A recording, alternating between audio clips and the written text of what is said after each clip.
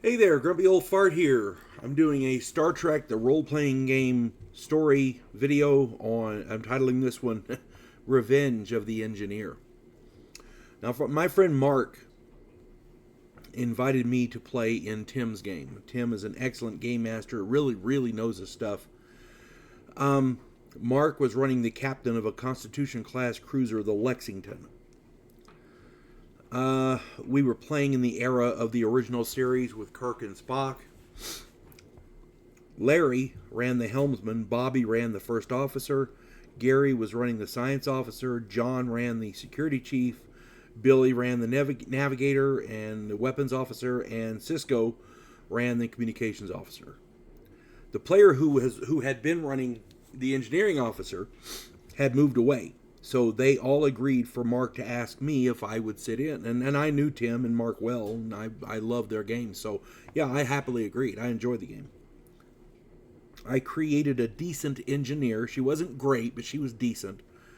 It was a female Andorian officer, and I showed up to play, and we were going to have some fun. The mission had our ship, the USS Lexington, delivering engineering components to a space station on the Klingon border. The trip there was uneventful, but when we arrived, there was a Klingon D7 and a Klingon F5 docked to the space station. This was pretty normal. The treaty allowed anyone to use the facilities of the station, so we docked to Lexington and began offloading the components. While that was going on, most of the crew was allowed on passes to visit the station. Everybody was, we were going to be there for several days, so people got passes, and whoever wanted to could go and visit the station. There was a tavern, an arboretum, a library, hollow suites, and a bunch of different shops. My engineer secured her station, and then I hit the station. I had a pass. I was going to go use it. The first thing I did was hit the tavern and have a drink, and there was a lot of Klingons in there, and most of them were loud and boisterous. Several of them were making derogatory remarks about me, so being an Andorian female in a Starfleet uniform. So yeah, I didn't stick around very long, and I left. And as I was leaving, I saw the first officer, the science officer, and the security chief of my ship walking together, checking out the shop windows. And the place was packed with Klingons. So I walked toward them, figuring, safety in numbers. But 4 Klingons, I was grabbed and pulled into a small room. 4 Klingons were there.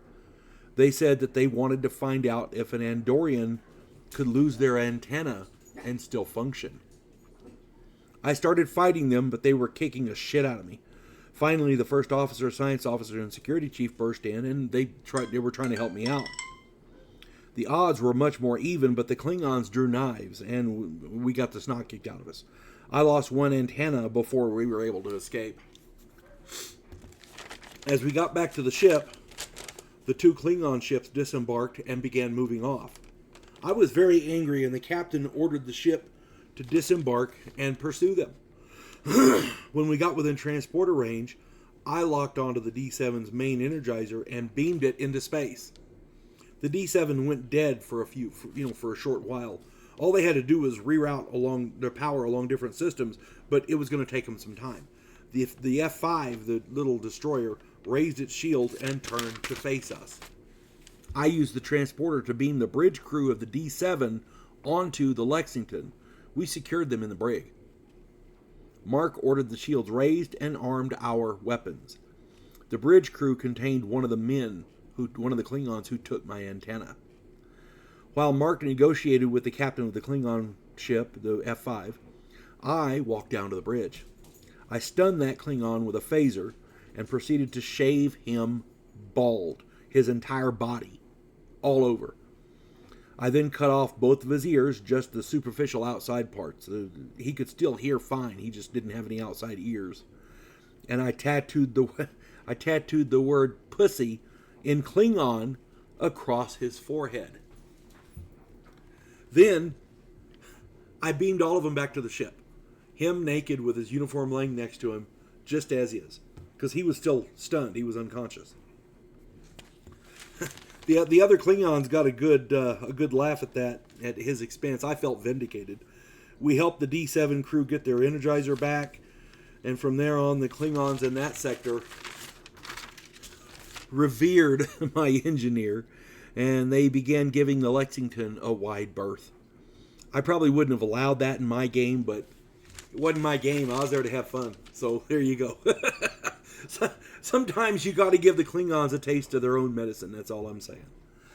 Alrighty. If you enjoy my content, it would really help me out if you could hit the like button, subscribe to my channel, share my content on all of your social media platforms, and post a comment or two. Remember, I welcome your comments, even if you disagree with me.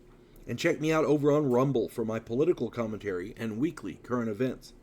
If you enjoy a good book, check out my author page on Amazon.com. My pen name is H.L. Anderson. You can find all of my books there. I have a variety of things. All of my books are as weird as I am, so I hope if you enjoy something funny and weird and different, I guarantee you my books are not like anything you've ever read. Hope this finds everybody well. You folks have a good one. God bless one and all.